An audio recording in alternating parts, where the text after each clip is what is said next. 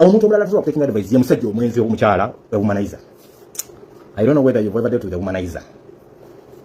For us men we know you can always hang out with friends osokuya no muntu omugamba naye ngo susizukwana omuntu nga mukwanyi nga womanizer nga ayagala nnyo abakazi si kyangu kya kumujja kumuzo especially ku muntu nga abeera nnyo ku bbaala ekyo nakiwadde rekodi yakyo nekugamba omusajja nga asiiba mu bbaala asiiba anywa buli waggulu abeera nga bukaseera munywa mwenge kiba kitegeeza omuze omulala gwajja okumalako ng'ayingiza gwakubeera ng'ayongerako bakazi omuntu nga womanizer he or she will never take advice ajasigala nga bwati obulamu bwe buli. So people who are womanizers entirely in life they never take advice. Abasinga obungi mtola kwa advice ngambu weyongera kabakazi abangi ne weyongera kuzala abantu abangi kiba kitegeeza next phase kuba zeyonge abantu mtola kwa kila line of advice the time we tuke yokuba ngomuntu anaso kufuna challenges ezo most cases mudama bali nga mtu that's why you see most people end up being broke na ekyo kyonna kiva ku kikubanga abasinga obungi mwagana okusitula emigugu yimu taking advice. People should learn this in most cases in life oyino okumanyanga mu bulamu buno the more you get women the more children you have the more you sleep with women the more responsibilities you build the more you get more women more women kiba kitegeeza no kuspendinga kuja kuba kweyongera. So advice eriemu ku bantu abasinga obungi mwewale kufuna abakazi abangi n'abaana abangi osobola okubeera nga mbukadde bosobola okujibulatinga osobola okubeerako nekyolaga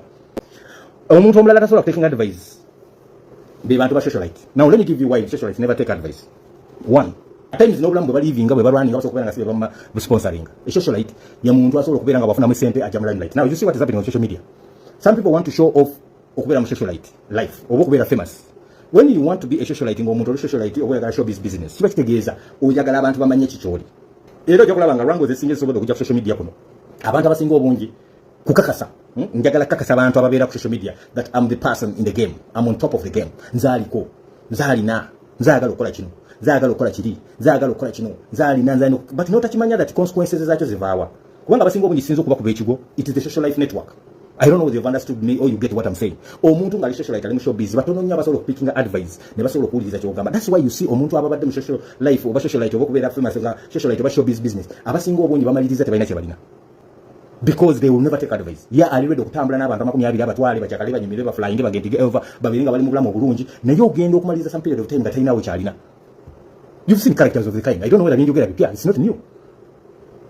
Sawa zino nebwe mbanjogera mazima genyini black abatula na relaxing na awuliza obulamu bwaliwo before. I'm very sure atula na reflecting nagamba I wish I never spent this money. Izembo omuntu ali mu social media addict nga gotova ku social media ndoza basinga obunyi mzimanyi oli ku Instagram, Snapchat, TikTok, Facebook, simanyi bichi, Imo, there's so many hundreds of them. There are people who are now addicts. Era gwe bobeera n'omuntu yenna nga ali ku social media kabeere mwana kabeere mukazi wo kabeere baawo nga ali addicted to social media jakwesanga kijja kubeera si kyangu nnyo kumujjako. So taking advice of that. Niba abeera ku mulimu asobola paying attention to client yabeera ku Facebook nkwatambula asobola kubeera nga ali ku TikTok ko byala nzimbalabe wano maduka wano Kampala you go to town and see omuntu customer mutukira ne mumaso nga tamufana kuona inga ali ku TikTok aliya ndoza awulira lugambo lwayise wawulira abantu ebogera balabo kuzina zino obuliko bali ku kibali social media bawulira internet ziri okwo ngali okwo awulirize bigenda maso ninga mutufu ne client aliya wakala ndamala nakola yutani natekana na mwase oluko tamode customer service tamode reception and some of you know that. So some of the people who are social media addicts ojawa sanga sibangu wenebo bya n'omukazi wonga ali social media addict so okuba nga tajja nakufumbira mmere tajja kulabirira ngo omusajja tajja kuwerokaninga olukuba ayangu okubeera nga bakaseera ali ku Facebook bana bola banga bebifaananyi bakola bati nga bakaseera akola kintu kukakasa abantu ba social media ate kino kimanyi bulungi so many of them have done this that actually babe social media nga bali wakakasa nsi omuntu naba nga asobola okubeera nga social media active ayagala kubeera bakaseera bifaananyi kyateka ino olugoye olulala alinenga tondala buli parties azigendamu ayagala kumenga showing abantu that actually life here is so well colored katonda mu blessings amuteeseko favor nga bati wakola nga bulamu bwe butambula nga ali social media nga buli kyakola ino kumenga akiteka ku social media ate bikaseera tava mu mikoro until you've seen them.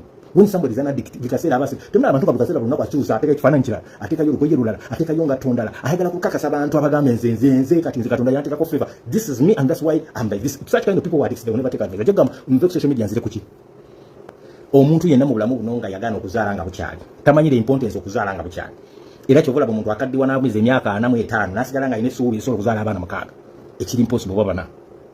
People who never give birth at an early stage waliwo abakyala bamaze okugamba nze na planning natandika okuzaala ku myaka 3 bayisa myaka 4 nali maze naye ng'ekyamukozesa ekyo asobola okuba nga ategekera abaana be n'obulamu bwe ekyo abasinga obungi bwakugambako kutera kulira abamu balowooza as they are still young at 30 they still feel the chances are still there to give birth. I think you've understood this. And in most cases ababeera bwe bati bagera nebeera that with the kind of drugs today people consume kisobola okubeera nga you can ride onto unfairness yokubeera osokumira eddagala lisobola okubeera nga likuganyisa okuzaala than the time you've estimated yourself at the age of 40. You get me? Nogaana okuwuliriza be bantu abatagala kumanya omuntu yenna yagana okuzaala nga bukyali abasinga obungi bali greatinga when time has gone noyagala kunoonya omwana ku myaka 45 nga bakyasobola kulabika because ogenda ne weerabirambu obulamu bwo obw'omunsi obulamu it was naturally waliwo limit y'ebintu ebigaana osobola okubeera affected by so many things osobola okulwala at the age of 40 nowejusa kulwate wazala kwa tate osobola okutuuka ekiseera maybe nobanga n'omusajja akubuze asobola okubeera nga akuzala mu kaseera ako osobola okubeera nga ofunye infections ezisinga obungi okubeera nga zikulemesa osobola okutuukawo nga tolina mulimu nga naye tekyasobola kubeera na sente zabira mwana naye nga mutuufu oba atimes osobola kuba ozifunye naye nga obudde bwabuli adda nga bwagenda dda nga tekyasobola kufuna mwana I don't know if you understood that atimes abantu abasinga obungi batuuka mu kaseera bwe kati nga balina sente ngeri abaana bibalemye kyovula abatumalawo bamaliriza bafunye abantu ababatambuliza amagi bazaale ekyo kiba kitegeeza basobola okubeera nga bali nga mu bulamu bwabwe bwekivubuka nga bagamba gezaako okuzaala nga ali naye ng'agaana Move mu video gamba okuzala all times osobola kwekwa sangu alepa sewinga dream. There is no way you can say that if a person in your dream ngo osoma ngo kola ki nekikugana okubera ngo ofuna family. Look around and check yourself. For how many people have I actually in life abali bazadeko ale abako mukuzala at 40 and now today how are they? You will find some of them look healthy, look good, bayina businesses abatambula bulungi nyo bayina sente basobola okubanga ba planning families and now they are shining. These are the women you see today. Ngatuka nakama nze kuzala nakumala kumyaka na 2000 ndikukola kusene nenje ngabula mu bwange bwabana bali na yengo oli kubagamba mukulwache wazala kudo yaito so taking advice tabaka taking advice omuntu ngate yazala mu myaka je obuto tayaka taking advice today